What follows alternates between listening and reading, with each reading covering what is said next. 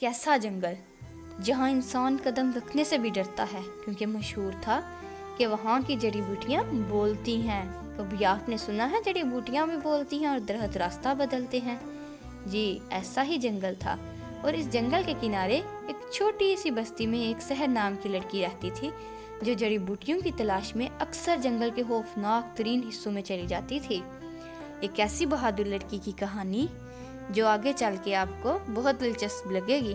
جنگل میں ایک قریبی سلطنت کا شہزادہ اذلان شکار کھیلنے کے لیے آیا، اور وہ کھیلتے ہوئے اپنے ساتھیوں سے بچھڑ گیا۔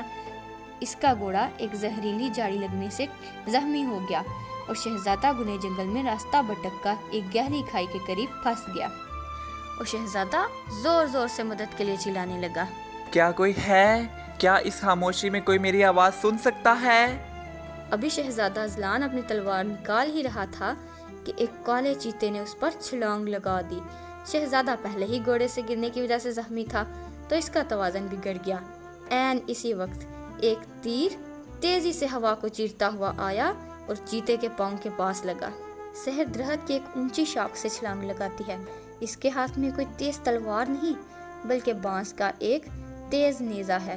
وہ اپنی پھرتیلی سے شہزادہ اذلان کو بچاتی ہے اور اسے ایک محفوظ غار کی طرف لے جاتی ہے، جبکہ غصے میں بھرا ہوا چیتا ان کا پیچھا کر رہا ہوتا ہے۔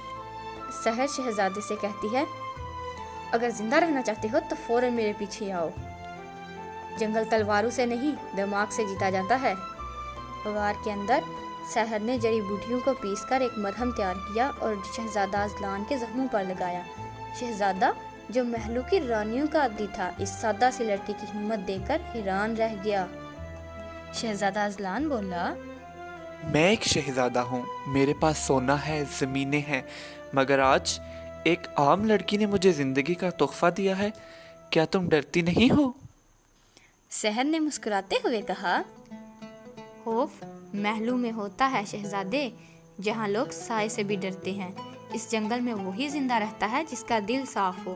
آپ کا سونا یہاں کسی کام کا نہیں، مگر آپ کی ہمت کام آ گئی۔ اگلی صبح سحر نے شہزادے کو جنگل سے باہر کا راستہ دکھایا۔ اذلان چلا تو گیا، مگر اپنا دل اسی جنگل میں چھوڑ گیا۔ جب شہزادہ واپس چلا گیا تو اس کو لگا جیسے اس کی زندگی میں اب کوئی کمی سی ہے جسے وہ تلاش نہیں کر پا رہا۔ بہت سارے دن ایسے ہی گزر گئے، لیکن شہزادے کو سمجھ نہیں آیا کہ اس کے ساتھ ہوا کیا ہے۔ جب سمجھ آیا تو وہ واپس جنگل کی طرف بھاگا، سحر کو ڈھونڈنے لگا اور سحر کو ڈھونڈ کر یہ کہنے لگا، جب سے میں نے تمہیں اور تمہاری ہمت کو دیکھا ہے، میرا دل یہیں رہ گیا ہے۔ میں چاہتا ہوں کہ تم میرے ساتھ میرے محل میں چلو اور میرے محل کی رانی بن کر رہو۔ میں تمہیں اپنی سلطنت کی ملکہ بنانا چاہتا ہوں۔ سحر بولی، نہیں، محمل میں کبھی ٹاٹ کا پیوند نہیں لگتا۔ میں اپنے جیسے لوگوں میں ایک عام سی زندگی میں بہت خوش ہوں۔ مجھے آپ کے محل کی رانی نہیں بننا، جہاں سایوں سے بھی ڈر لگتا ہو، جہاں زندگی میں پھونک پھونک کر قدم رکھنا ہو۔